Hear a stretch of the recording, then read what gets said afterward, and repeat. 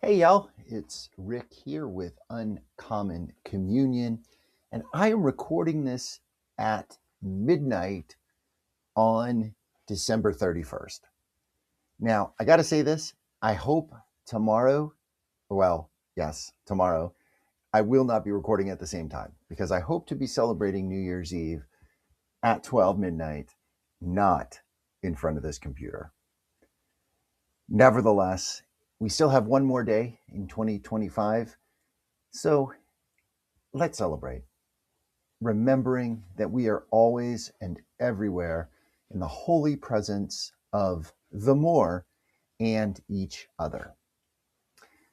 Well, besides New Year's Eve, it is also the seventh day of Christmas. And we are more than halfway through the days of Christmas.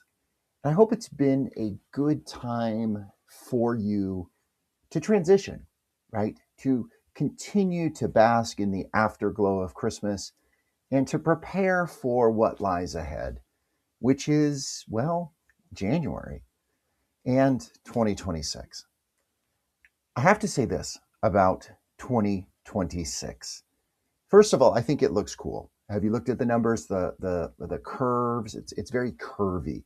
I always felt the 5 is just such an abrupt sort of number, whereas the 6 just has it's just got a nice little curve to it. So I think it's going to look good. I do think it's going to be challenging, y'all. As much as I am glad that this 2025 is over, because this has been a beast. There were times this year when Doge was tearing things apart and when just all hell seemed to be breaking loose, that a day felt like a week felt like a month. I mean, it's kind of hard to believe that we are here at the end. But it's just a reminder that time always passes, right? And that's what New Year's Eve and New Year's Day is all about, is the passage of time. And that's also what we as planetary pilgrims are about, right? That's why on this website, I count down days to the solstices and to the equinox, because that locates us where we are in our journey around the sun, right? Our annular journey around the sun. And just like the time of day marks where we are in the journey in our rotation at 1,000 miles an hour, of course, we are also marking that time, the passage of time as we travel through space, right? So 2025, we're going to put it to rest. But I have to say this, y'all. I think 2026 is going to be tough. I'll be honest with you. And I don't mean this as like a nervous Nelly, a chicken little, sky is falling, but many of the destructive things that the little dictator did in 2025 are going to explode in 2026, right? The economy is teetering, y'all. People are losing their health care, and that is going to set off all kinds of unexpected consequences. On a good note, the Epstein files every day are getting closer to being released. When Congress comes back in session next week, they will have another spending bill they have to pass, and we'll see what happens with that. And maybe if the Democrats get some spine, they will block again the spending and do something with demanding unredacted Epstein files. We'll see. And that's a big if, right? Also, as we end 2025, I don't know if you've considered this, but one way it could have been much worse is that did you know that during the summer, the hurricane season specifically of 2025, not a single major storm or even really a minor storm made landfall in the United States, right? Other parts of the world, the Caribbean got hit, and we did suffer some secondary impact from tides and high waves and things like that, but we did not take a direct hit. Could you imagine what that would have been like during this summer in the midst of the turmoil that was happening? I can't. But I'll tell you this, y'all, 2026, you don't get two hurricane seasons in a row like that. We got really, really, really lucky this year, and we're not going to get lucky again next summer. So keep that in mind.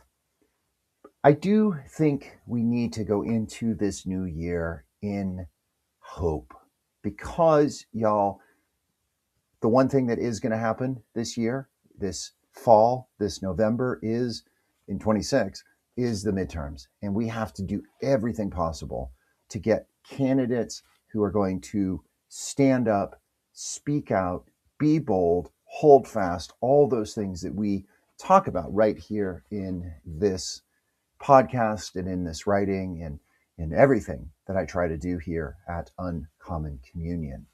So that is coming. I do think that T. Rump will try to do something with the election. I do think that there is all kinds of things that could happen in 2026. On a good note, also, for me personally, it's the World Cup. And I think it's awesome that the US, Canada, and Mexico are hosting _Canada and Mexico, because I think if things look bad in the US that can always be moved, I think there's probably contingency plans in place that FIFA has if ice activity or travel or chaos or whatever happens in the US. I think there are plans in place. Before I wrap up with our Father Ed's prayer, it's one I don't think I've read yet to you for the Christmas tide. I do want to announce what I plan to be doing starting on January 1st. And it's a journey that I would like to invite you to take with me.